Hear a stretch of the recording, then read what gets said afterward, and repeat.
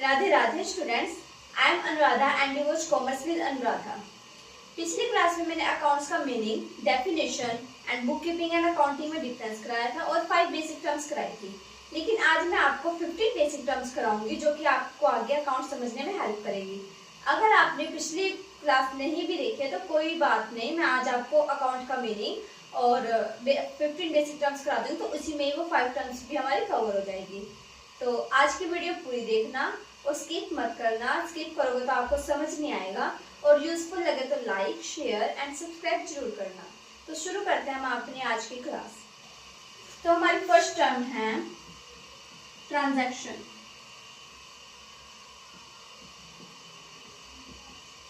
अब ट्रांजैक्शन होता क्या है? अब जैसे बिजनेस में पैसे या फिर पैसे से बराबर किसी भी चीज का हम लेन देन करते हैं तो उसको हम ट्रांजैक्शन कहते हैं। फॉर एग्जाम्पल सैलरी हम पैसों में देते हैं ना, या फिर पैसों में देते हैं या फिर बैंक में करते हैं, तो मतलब माना तो कैश में जाता है, तो वो हमारी क्या है? ट्रांजैक्शन। ठीक है, माल खरीदना, माल बेचना, ये सब हमारी ट्रांजैक्शंस है, क्योंकि ये पैसे या फिर पैसे से बराबर किसी चीज का लेन देन हो रहा है तो वो ट्रांजैक्शन कहलाएगी हमारी। ओके, अब नेक्स्ट टर्म है हमारी अकाउंट।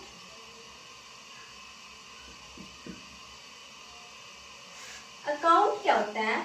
बिजनेस में जो कुछ भी हो रहा है, जो भी लेन देन हो रहा है, उस सब चीज का रिकॉर्ड रखना हमारा अकाउंट कहलाता है। जैसे फर्नीचर से रिलेटेड कोई भी लेन देन है तो उसको फर्नीचर अकाउंट में ट्रांसफर करना। कैश से रिलेटेड कोई लेन देन है तो उसको कैश अकाउंट में दिखाना। तो हर एक चीज का अलग रिकॉर्ड रखना हमारा क्या कहलाता है? अकाउंट। ठीक है, अब थर्ड है हमारी कैपिटल।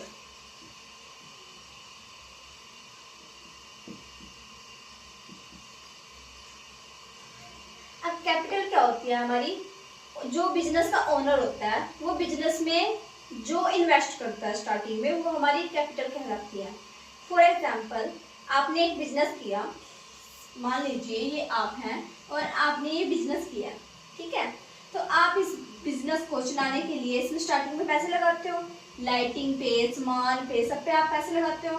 तो फिर जो आप इस पे पैसा लगा रहे हो उसको हम क्या कहेंगे? कैपिटल। ठीक है, जो ओनर, बिजनेस का ओनर उसमें पैसे इन्वेस्ट करता है उसको क्या कहते हैं? कैपिटल। अंडरस्टैंड?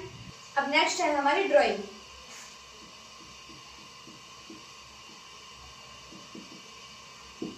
अब ड्राइंग को भी हम इसी एग्जांपल समझते हैं। आपने ये बिजनेस किया, ठीक है, अब आपकी वाइफ आ गई, ठीक है, अब आपकी वाइफ कहने लगी कि मुझे तो पार्लर में जाना है, मुझे खर्चा दे दो, तो आप उसको बिजनेस में से निकाल के पैसा दोगे, ठीक है। और फिर थोड़ी देर में आपका बेटा आ गया, आपकी सपोज करो आपकी कपड़े की दुकान है, ठीक है, और आपका बेटा आ गया, तो आपका बेटा आके कह रहा कि पापा मेरे को एक शर्ट दे दो, मेरे को बर्थडे पे पाके जानी है किसी के, तो आप बिजनेस में से अपने उसको एक अपनी नई शर्ट दे दोगे जो आपको बेचनी थी, लेकिन अब वो किस लिए यूज हो रही है? पर्सनल यूज के लिए। तो जो भी आपके बिजनेस में से पर्सनल यूज के लिए सामान निकलता है वो हमारा क्या कहलाता है? ड्राइंग। ठीक है, पैसा निकलता है या कोई गुड भी मैं आगे समझाऊंगी आपको, या फिर कोई माल निकलता है तो उसे हम क्या कह देते हैं? ड्राइंग। अंडरस्टैंड? अब नेक्स्ट टर्म है हमारी एसेट्स।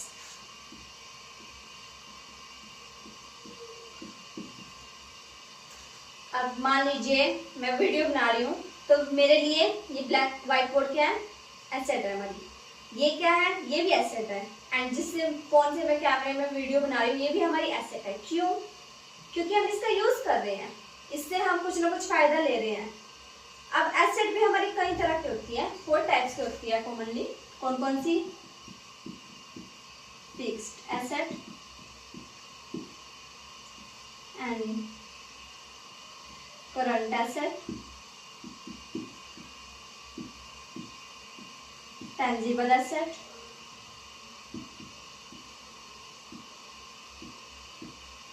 Intangible asset.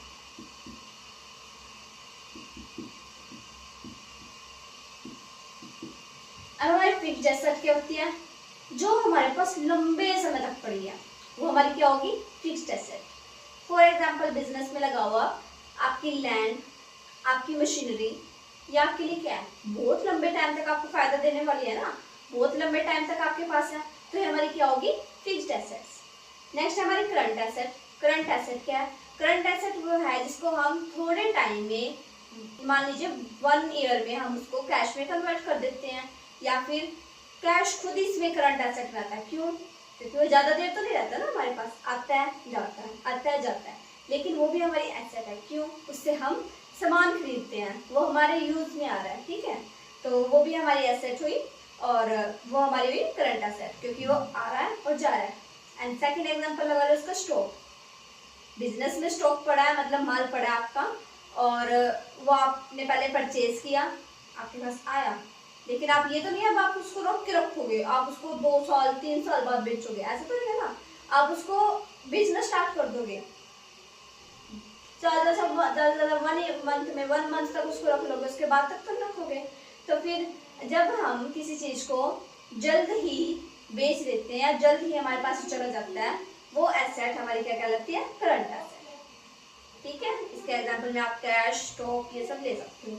नेक्स्ट है हमारा टेंजिबल एसेट। जिस चीज को, जिस एसेट को हम छू सकते हैं, मशीनरी को छू सकते हैं, मैं पेन को छू सकती हूँ, मैं व्हाइट बोर्ड को छू सकती हूँ, लेकिन कुछ ऐसे होते हैं जो हमारी छुई नहीं जा सकती, वो हमारी कौन सी होती है? Intangible asset. टेंजिबल समझ आ गया, जिसको हम छू सकते हैं, इंटेंजिबल जिसको हम छू नहीं सकते, जैसे कि गुडविल। गुडविल क्या होता है? कंपनी की जो रेपुटेशन होती है ना मार्केट में, वो हमारी गुडविल कहलाती है। हम नॉर्मल लैंग्वेज में उसको रेपुटेशन कह देते हैं, लेकिन बिजनेस की लैंग्वेज में हम उसको क्या कहते हैं? गुडविल। जब कोई हम किसी बिजनेस को परचेज करते हैं ना, तो उसके साथ हम गुडविल भी परचेज करते हैं। हमें दिखती नहीं, लेकिन हम परचेज करते हैं। कैसे? अब कोई बिजनेस आपने लिया और उसकी मार्केट में बहुत अच्छी रेपुटेशन है, ठीक है, तो बहुत लोग जानते हैं उसको, कंपनी को, उसको बहुत लोग सामान भी खरीदते हैं उसका, तो आपने वो बिजनेस तो लिया ही लिया, साथ में उसकी रेपुटेशन भी तो ली ना, क्योंकि अब आपने बेशक आपके नाम से, लेकिन सामान तो वही रहेगा ना। तो ऐसे ही जो हमारी इंटेंजिबल एसेट्स होती है वो हमें दिखती नहीं, जैसे कि गुडविल, ठीक है। गुडविल लगा, गुडविल का मीनिंग भी समझ आ गया होगा।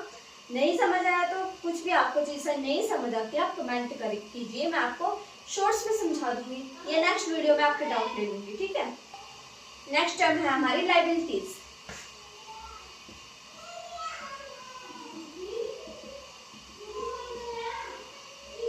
लायबिलिटीज जो भी कंपनी को देना है, जो भी कंपनी की जिम्मेवारी है पे करने की, वो हमारी क्या कहलाती है? लायबिलिटीज, ठीक है। तो लायबिलिटीज भी हमारी 2 तरह की होती हैं, current and long term. Current liabilities जो हमें अभी पे करनी है, ठीक है, अभी पे, जैसे हमने किसी से, एग्जांपल लगा लो इसका, क्रेडिटर्स। वैसे मैंने पिछले लेक्चर में हम क्रेडिटर्स समझाया था कि क्या होता है, लेकिन मैं आपको दोबारा समझा देती हूँ। क्रेडिटर्स वे होते हैं जिससे हम माल उधार खरीदते हैं। खरीदा हमने, अब हमने उसका पे भी तो करना है ना। अब ये तो है नहीं आप 300 साल बाद पे करोगे उसको, अभी पे करोगे ना थोड़े टाइम में, ज्यादा 1 मंथ 2 मंथ में, लेकिन पे तो 1 ईयर में ही करना पड़ेगा आपको, ठीक है। तो जो हम करंट, मतलब कुछ टाइम में ही पे करनी है लायबिलिटीज, वो हमारी क्या कहलाती है? Current liabilities. For example creditors, हमने किसी से उधार माल खरीदा, अब वो हमारा क्या बन गया? क्रेडिटर, हमने उसको पे करना है, तो वो हमारी क्या है? लायबिलिटी है। नेक्स्ट है हमारी लॉन्ग टर्म। लॉन्ग टर्म क्या होती है? जब हमें लंबे टाइम तक हम किसी से उधार लेते हैं। फॉर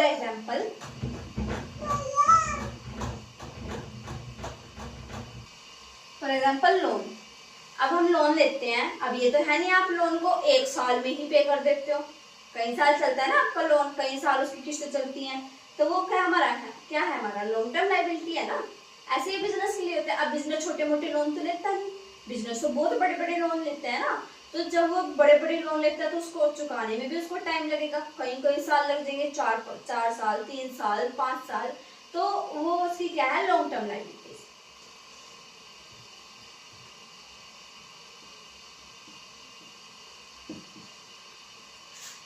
सेवेंथ है हमारी डेटर्स। डेटर्स क्या होता है? मैंने क्रेडिटर्स तो बता दिया आपको क्या होता है, जिनसे हमने उधार माल खरीदा है, जिनका हमने पे करना है, ठीक है। अब डेटर्स क्या होते हैं? जिनको हमने उधार दे रखा है, आप बिजनेस करते हो, आपने आपका कोई कस्टमर आ गया, आपका लोन क्या है लगा लो, आपका जान पहचान क्या, तो आपने उसको उधार माल दे दिया कि भाई चलो कोई बात नहीं, तो 2-4 दिनों में दे दियो पैसे, तो हमारा क्या बन गया, वो हमारा बन गया डेटर, क्योंकि हमें उससे कुछ लेना है, हमने उसको उधार दिया है। समझ आ गया। क्रेडिटर्स वो होते हैं जिनको हमने पे करना है, वो हमारी लायबिलिटी होती है, ठीक है।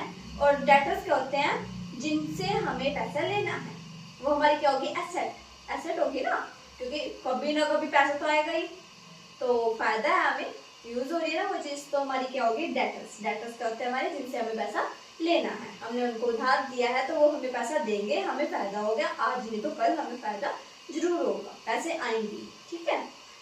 तो ये थी हमारी 7 टर्म्स, एंड नेक्स्ट मैं यहाँ से स्टार्ट कर देती हूँ नाम लिखने।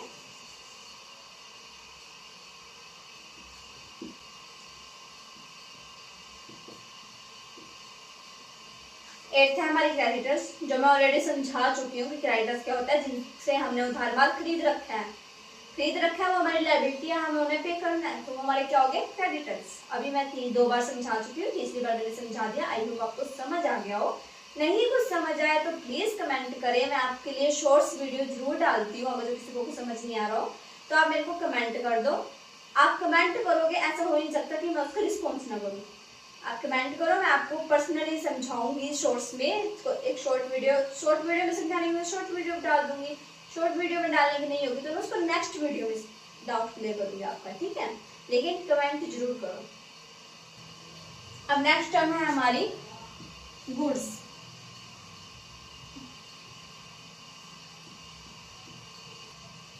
गुड्स मैं ऑलरेडी समझा चुकी हूँ, जो बिजनेस रीसेल करने के लिए या प्रोडक्शन करने के लिए खरीदता है, ठीक है। रीसेल करने के लिए मतलब वो आप कोई बिजनेसमैन हो, आपने लिया और आगे बेचा, ठीक है।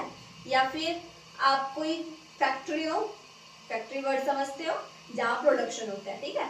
तो आपको फैक्ट्री हो, आपने रॉ मटेरियल खरीदा, उससे आपने फिनिश गुड बनाई। फिनिश गुड मतलब जो तैयार माल होता है, आपने मशीन के पुर्जे लिए किसी और कंपनी से, क्योंकि हर एक चीज एक कंपनी नहीं बना सकती, तो एक कंपनी है जो पुर्जे बनाती है, वो उसके लिए फिनिश्ड गुड्स है। क्यों? क्योंकि उसको तो काम ही यही है वो पुर्जे बनाना, तो आपने उसमें से पुर्जे लिए और आपने उसकी एक मशीन बना दी, तो आपके लिए मशीन क्या है, फिनिश्ड गुड्स है, और वो पुर्जे क्या है, रॉ मटेरियल। तो रॉ मटेरियल ले प्रोडक्शन करने के लिए या फिर फिनिश गुड्स ले रीसेल करने के लिए, तो हमारी क्या कहलाती है, गुड्स। अंडरस्टैंड। नेक्स्ट टर्म है हमारी परचेजेस। परचेजेस हम परचेज करते हैं, आप सब समझते हैं, हम शॉप पे जाते हैं, वहां पे परचेज करते हैं, किसी भी शॉप पे जाएंगे, हमारे परचेज करेंगे, तो हमारे परचेज कहलाता है। ऐसे ही बिजनेस में है, बिजनेस जो रीसेल करने के लिए या प्रोडक्शन करने के लिए परचेज करता है, वो परचेज कहलाता है। माल खरीदता है ना, तो माल वो चाहे बेचने के लिए खरीदे, चाहे उससे कुछ और बनाने के लिए खरीदे, वो हमारा क्या कहलाएगा, परचेज ही कहलाएगा। और वो जो खरीदा उसने, वो क्या कहलाएगी, गुड्स। और जो बीच में काम हुआ है उसको क्या कहेंगे, परचेज, ठीक है। अंडरस्टैंड। फॉर एग्जाम्पल आपको मैं समझाती हूँ, आपने इस कंपनी से माल खरीदा, आप हो, ठीक है, आपने इस कंपनी से माल खरीदा। अब जो माल खरीदा है आपने, आपके पास स्टॉक पड़ा है, मतलब ये लगा लो आपके पास स्टॉक पड़ा है, ठीक है, इसको हम क्या कहेंगे, गुड्स। और आपने इससे खरीदा है, तो उसको हम क्या कहेंगे, परचेज। जो बीच में प्रोसेस हुआ है उसको हम कहेंगे परचेज, और जो हमारे पास पड़ा है उसको, या जो हमने खरीदा है उसको हम कहेंगे गुड्स। अंडरस्टैंड। अच्छा, हमारी सेल्स, तो ये 11 है, मैंने यहाँ पे B11 लिखती हूँ, ठीक है। नेक्स्ट है हमारी सेल्स, जो भी कंपनी बेचती है उसको हम क्या कहते हैं, सेल। अब माल खरीदा, वो क्या कहलाया हमारा, परचेज। अब माल बेचा, उसको हम क्या कहेंगे, सेल। फॉर एग्जाम्पल, जैसे आपने खरीदा था अभी माल, ठीक है, आपने खरीदा तो वो क्या कह दिया, परचेज। अब आपने थर्ड पर्सन को वो माल बेच दिया, उसको हम क्या कहेंगे, सेल। समझ आ गई। नेक्स्ट टर्म है हमारी एक्सपेंसेस।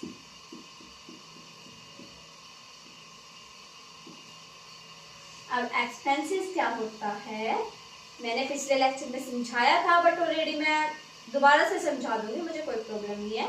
आप पिछली वीडियो नहीं देखी कोई बात नहीं, आप उसको देखना, लेकिन क्योंकि उसमें मैंने अकाउंटिंग और बुक कीपिंग में डिफरेंस बताया जो कि बहुत इंपॉर्टेंट है, एग्जाम में आने के पूरे पूरे चांसेस हैं। और अगर जो जैसा मैंने बताया वैसे मैंने उसके नोट्स भी डाले थे, आई वो आपने देखे हों, उस नोट्स के हिसाब से अगर जो आप लिखोगे ना उस क्वेश्चन को, मतलब आंसर को, तो फुल बाय फुल मार्क्स मिलने के चांसेस है आपको।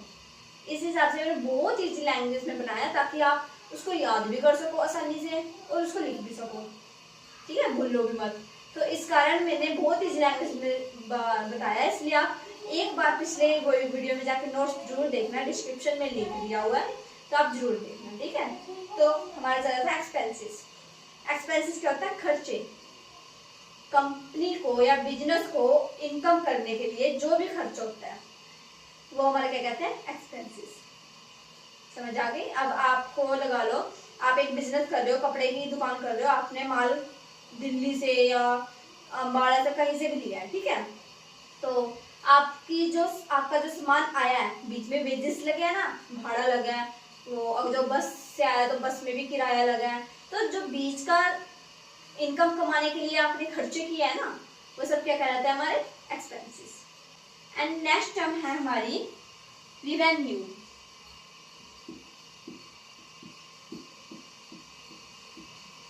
And what is revenue? Revenue वो होती है जो हमने अभी डिस्कस किया, income. Revenue equal to income. Easy language में रिवेन्यू इक्वल टू इनकम।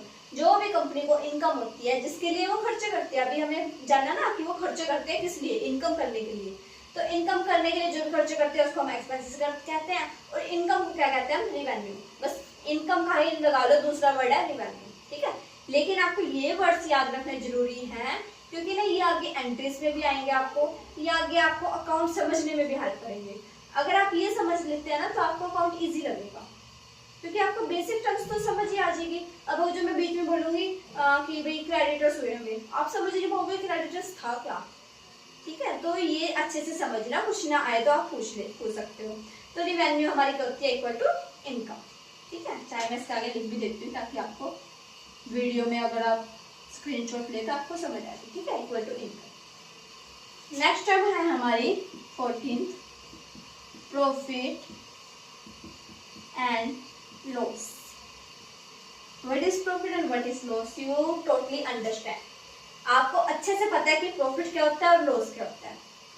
जो हमें फायदा दे दिया वो प्रॉफिट, जो हमें लॉस हो गया वो घाटा, ठीक, मतलब लॉस मतलब। तो प्रॉफिट क्या है? जो हम वैसे समझे तो अगर रिवेन्यू हमारी इनकम से ज्यादा है, सॉरी रिवेन्यू हमारी एक्सपेंसेस से ज्यादा है, तो हमें क्या होगा? प्रॉफिट, ठीक है। और अगर जो हमारी एक्सपेंसेस रिवेन्यू से ज्यादा है तो हमें क्या होगा? लॉस। समझ आया ना? रिवेन्यू क्या थी? हमारी इनकम। अगर आपके पास इनकम ज्यादा है, खर्चे कम है, तो आपको प्रॉफिट होगा ना। और अगर आपके पास खर्चे ज्यादा है और आपकी इनकम बहुत कम हो रही है तो आपको क्या होगा? लॉस ही होगा ना कंपनी में। तो ऐसे ही हमारा प्रॉफिट क्या होता है, लॉस क्या होता है। अगर हमारे रिवेन्यू मतलब इनकम एक्सपेंसेस से ज्यादा है तो हमें प्रॉफिट होगा, अगर हमारी एक्सपेंसेस रिवेन्यू से ज्यादा है तो हमें लॉस होगा। Understand? Next 15th and last, voucher. What is voucher? हर एक ट्रांजैक्शन का एक वो लगा लो आप सबूत, प्रूफ रखना, क्या होता है हमारा वाउचर। फॉर एग्जाम्पल इनवॉइस या फिर रिसिप्ट। आपने या फिर देखा भी आपने ऑनलाइन कुछ मंगवाया तो आपको एक इनवॉइस मिलती है जिसपे उस प्रोडक्ट की सारी डिटेल लिखी होती है, उसपे उसकी जो आपको प्राइस लगाया जाता है उसकी भी पूरी इंफॉर्मेशन दी जाती है कि आपको इतना डिस्काउंट पड़ा, इतना आपने मतलब इस पे जीएसटी वगैरह लगे, सब कुछ लिखा होता है उस पर। तो हमारे क्या कहते हैं? इनवॉइस। इनवॉइस क्या है? उस ट्रांजैक्शन का जो आपके और उस प्रोडक्ट सेलर के बीच में हुई है, उस ट्रांजैक्शन का प्रूफ, ठीक है। वाउचर क्या होता है? जो ट्रांजैक्शन का प्रूफ होता है वो हमारा वाउचर कहलाता है। फॉर एग्जांपल रिसिप्ट या फिर इनवॉइस, ठीक है। रिसिप्ट फॉर एग्जांपल आप फीस जमा करते हो तो आपको रिसिप्ट देते हैं ना कि आपने फीस जमा कराई, तो हमारी क्या होगी? रिसिप्ट, ठीक है। तो ये थे हमारे 15 बेसिक टर्म्स। अगर इसमें वैसे 15 तो ये कहने की है, लेकिन इसमें मैंने 2-3 एक्स्ट्रा कराई है, जैसे गुडविल एक्स्ट्रा करा दी, और एक और चीज कराई थी मैंने, क्या कराया था मैं भूल गई, लेकिन मैंने दो चीज तो मेरे को याद है कि मैंने इसमें एक्स्ट्रा कराई है। तो 15 तो है ही है, 16-17 टर्म्स मैंने आपको बता दिए हैं। अगर इनके अलावा भी कुछ आई बीच में टर्म्स, वैसे तो मेरे को लगता नहीं, मैंने सारी कवर कर दिया है बेसिक सी। अगर कुछ भी आया बीच में तो आपको मैं वीडियो के बीच में ही, चाहे मेरे को समझाना हो मैं समझाऊंगी आपको, ठीक है। अगर आपको इन टर्म्स में से किसी में भी डाउट है तो आप कमेंट करें प्लीज, एंड अगर जो आपको ये यूजफुल लगे हो, आपके किसी काम आई हो, तो आप लाइक कीजिए, शेयर कीजिए एंड सब्सक्राइब कीजिए, ताकि सबसे पहले मेरी वीडियो आप तक पहुंच सके और आप अकाउंट इजीली कर सको, ठीक है। और मेरे को भी थोड़ा मोटिवेशन मिल जाए नेक्स्ट वीडियो बनाने के लिए, तो प्लीज सब्सक्राइब कर दीजिए एंड थैंक यू स्टूडेंट्स।